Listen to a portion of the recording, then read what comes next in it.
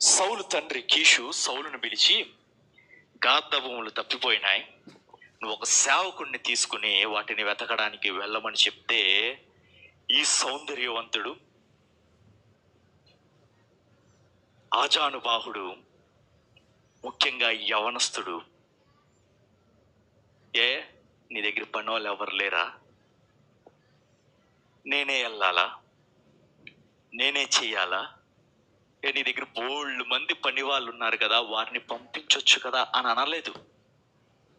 ఇప్పుడున్న యవనస్తులు, ఇప్పుడున్న బిడ్డలు ఎలా ఉంటారు అంటే, ఒకరిని కొట్టుకెళ్ళమంటే, ఒకరిని ఏమన్నా తెమ్మని చెప్తే, ఇంకోటి ఉన్నాడుగా, ఇంకోటి ఉందిగా, ఉందిగా చెప్పచ్చుగా, ఏముందిగా ఒక చెప్పొచ్చుగా అని ఎదురు ప్రశ్నలు, ఎదురు సమాధానాలు చెప్పేవారిగా ఉన్నారు. కానీ ఈ కాలపు యవనస్తులు ఏం లేకపోయినా, చదువు లేకపోయినా, అందం లేకపోయినా భూమి మీద ఆగరు. కానీ సౌలు అందగాడు, సౌందర్యవంతుడు, ఆజానుబాహుడు,